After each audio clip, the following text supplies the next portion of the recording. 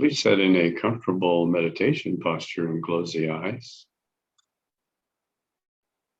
Allow your attention to go deep into the silence. Become the silence.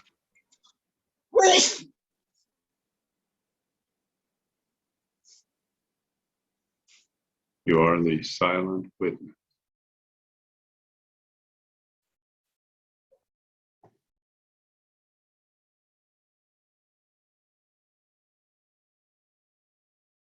Now listen to the Yoga Vasishta from this perspective of the silent witness.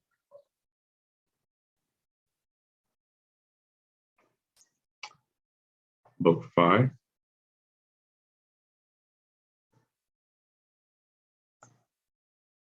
Chapter 3, continuing with verse 13, verse 15.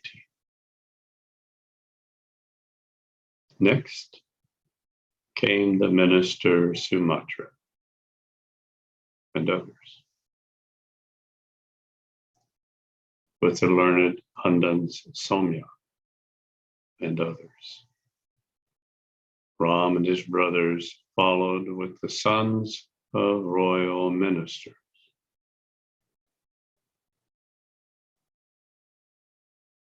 Next came the ministerial officer, ministerial priests, and the principal citizen, with bodies of the Malava wrestlers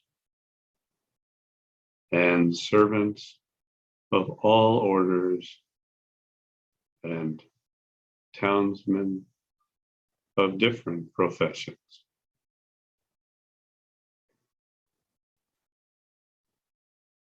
All of these took their respective seats and sat in proper order of their ranks.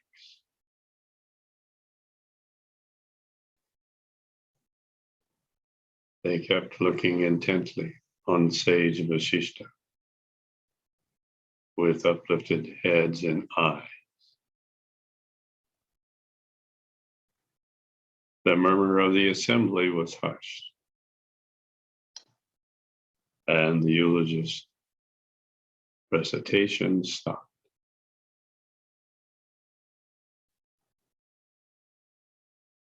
Greetings and conferences were at an end, and there endued a still silence in the assembly.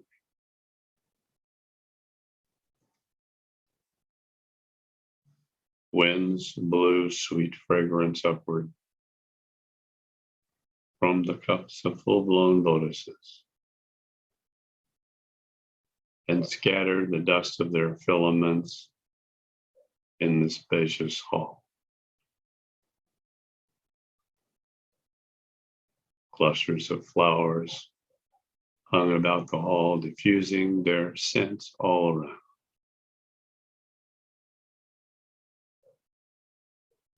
The entire court seemed to be sprinkled with perfumes of all sorts.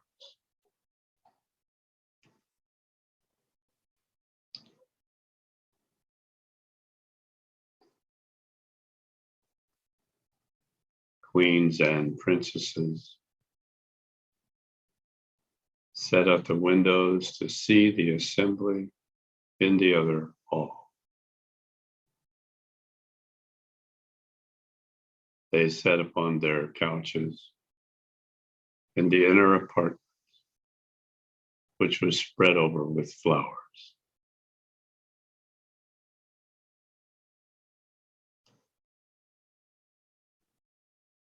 They also saw by their radiance of their gems sparkling with delicate bodies. Attended women remained silent, without waving their fans or chowries.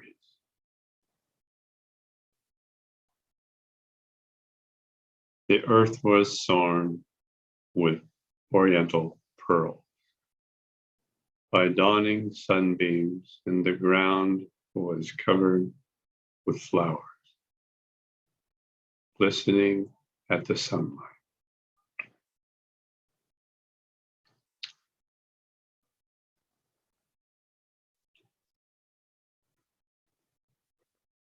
Light locusts did not descend upon them, thinking them to be sparks of flower, but kept hovering in the midway sky as if the body of a dark and moving cloud.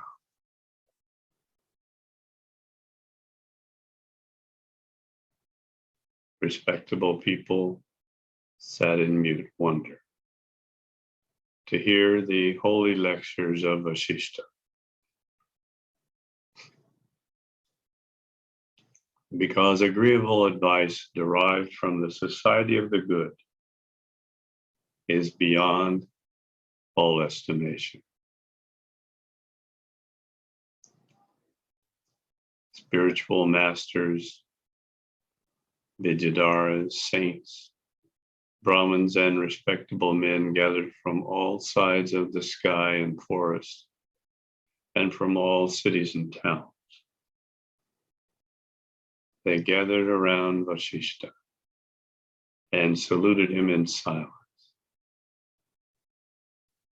because deep veneration is naturally mute and lacking in words.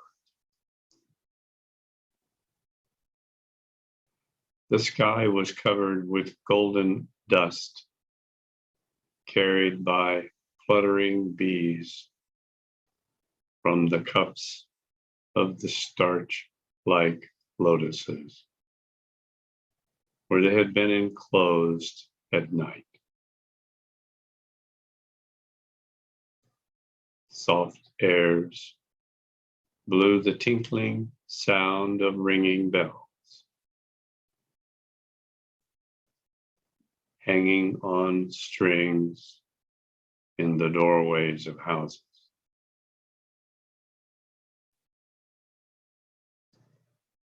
The morning breeze was now blowing with her fragrance of various flowers, mixing with the perfume of sandal paste and making bees fly and flutter on all sides with their sweet humming music.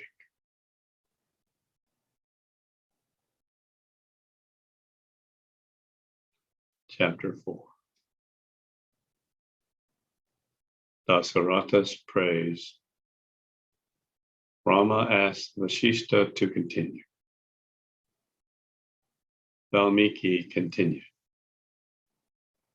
Then King Dasaratha made his speech to the chief of sages, speaking in a voice that sounded like a deep cloud and in words equally graceful, as they were worthy of confidence. Dasaratha speaking. Venerable sage, your speech of yesterday speaks of your intellectual light. It reveals that you have overcome all afflictions by your extremely emaciating austerities. Yesterday, words have delighted us by their discernment and gracefulness, as if by a shower of enlivening ambrosia. The pure words of the wise are as cooling and edifying to the inner soul, and as clear and nectar-like moonbeams. They serve to both cool and dispel the gloom of the earth. The good sayings of the great give the highest joy resulting from imparting a knowledge of the Spirit of the Supreme, and by eliminating immediately and dispelling the gloom of ignorance. The knowledge of the inestimable gem of our soul is the best light that we can have in this world. The learned man is like a tree covered by the vines of reason and good sense. The sayings of the wise serve to purge our improper desires and doings, as moonbeams dispel the thick gloom of night. Your sayings, O sage, serve to lessen our desires and greed, which chain us to the world, just as autumn winds diminish the black clouds in the sky. Your lectures have made us perceive the pure soul in its clear light, as the eye salve of antimony makes a man born blind see pure gold with his eyes.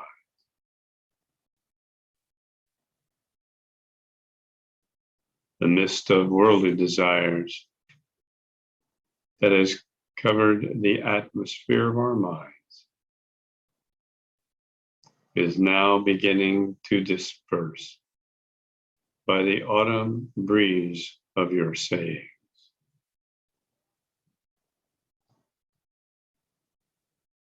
Your sayings of sound wisdom, O great sage, have poured a flood of pure delight into our souls. Just as the breezy waves of nectar-like water, or the breath of mandara flowers, infuse into the heart.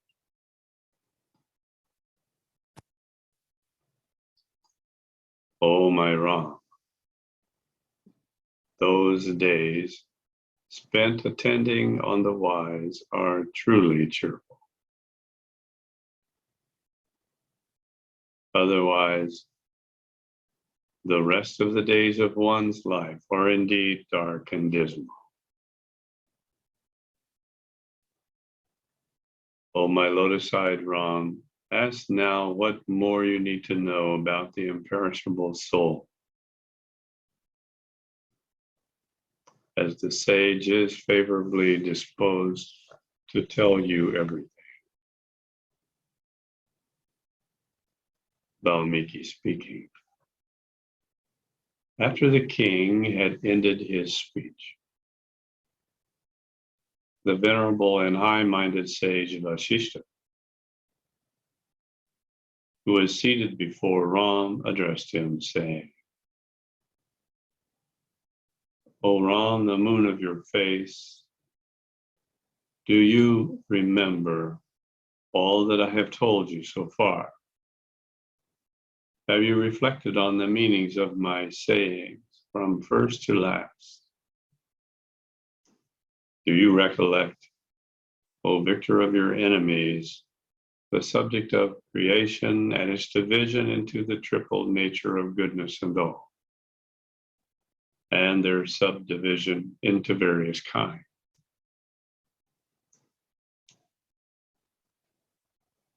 Do you remember what I said regarding the one in all, and not as the all, and the one reality, ever appearing as unreality?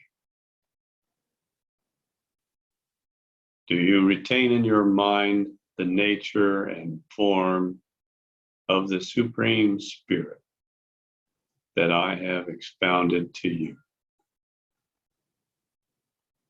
Do you, O righteous Ram, who is deserving of every praise, bear in your mind how this world came to appear from the Lord God of all? Do you fully retain in your memory the nature of illusion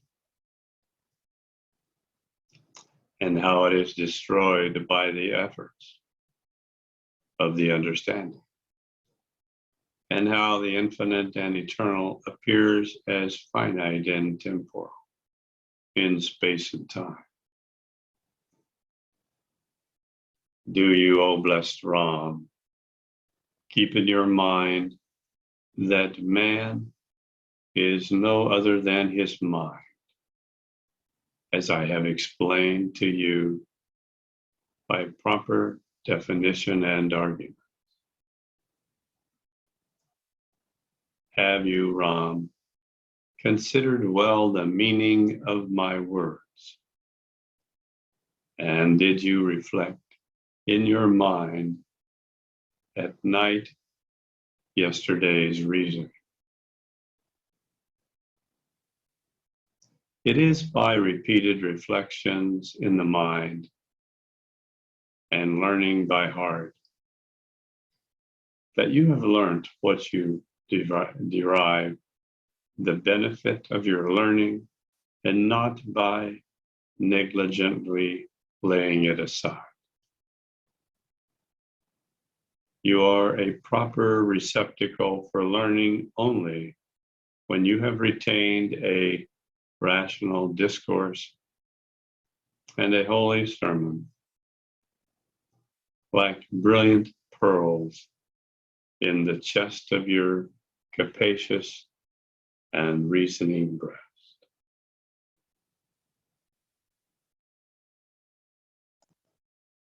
Valmiki said,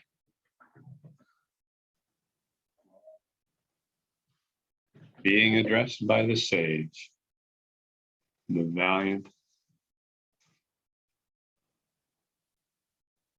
progeny of the lotus-seated Brahma, found his time to answer him in the following manner.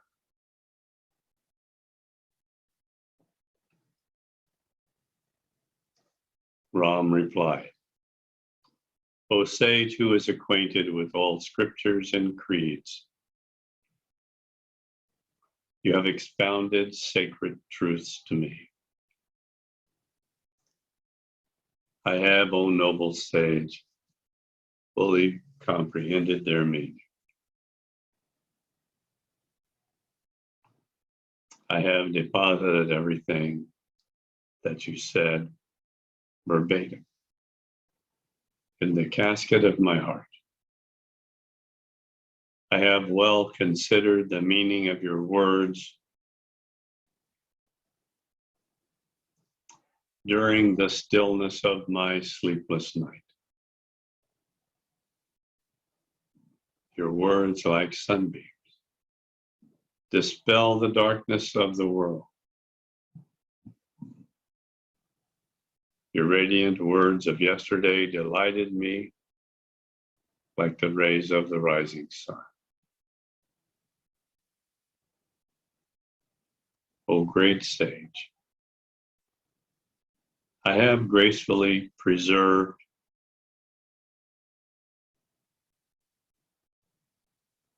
the substance of all your past lectures in my mind, as one preserves the most valuable and brilliant gems in a safe. What accomplished man is there who will not bear on his head the blessings of admonitions so very pure and holy, and so very charming and delightful at the same time?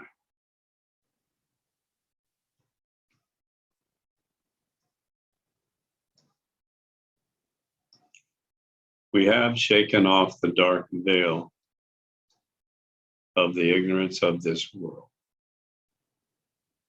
and have become as enlightened by your favor as autumn days after rain clouds disperse. First, your instructions are sweet and graceful. Then they are enlightening in the middle.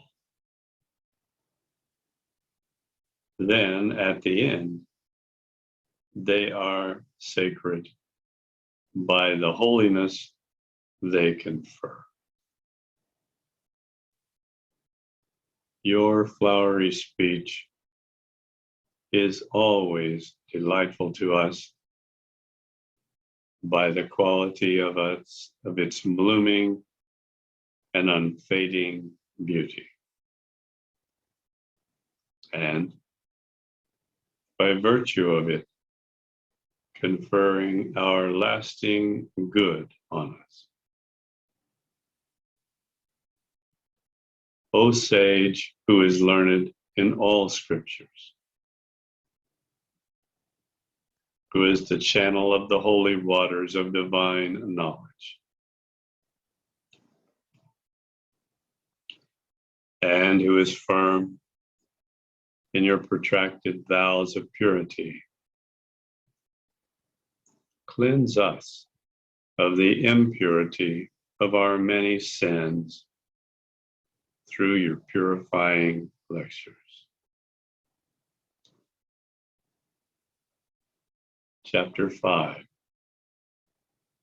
Lecture on the tranquility of the soul and mind.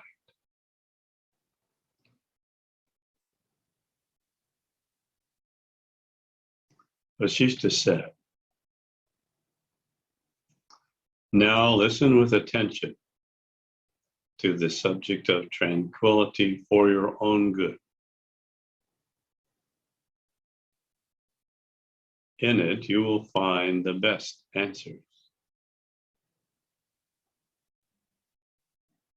Ram, know that this world is a continuous illusion, upheld by men of active rajas and passive tamas natures. The properties of action and passions and ignorance support this illusory fabric, like pillars supporting a building. Men born with the sattvic nature of goodness, like yourself, easily lay aside the deep-rooted illusion like a snake, sloughing off its time-worn skin.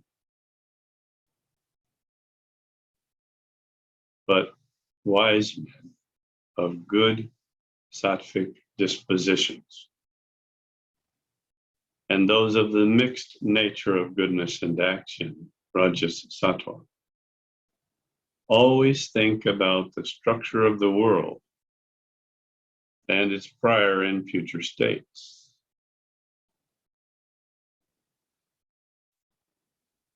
The understanding of the sinless, enlightened by the light of the scriptures, or improved in the society of men, or by good conduct, become as far-sighted as the blazing light of a torch. By one's own analysis, one should try to know the soul in himself. He who does not know the knowable soul in himself is in no way intelligent. Intelligent, polite, wise, and noble men are said to have a mixed nature of goodness and action, rajas, sattva, in them. The best example of such a nature is found, O Ram, in your admirable disposition.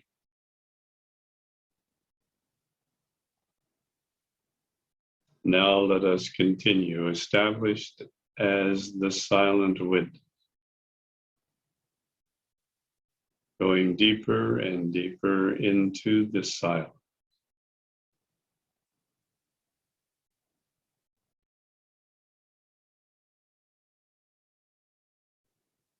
Seeking the deep source of the silence.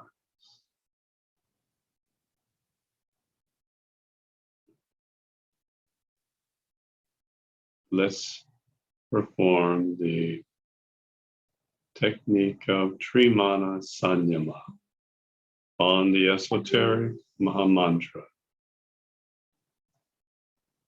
which will take us directly to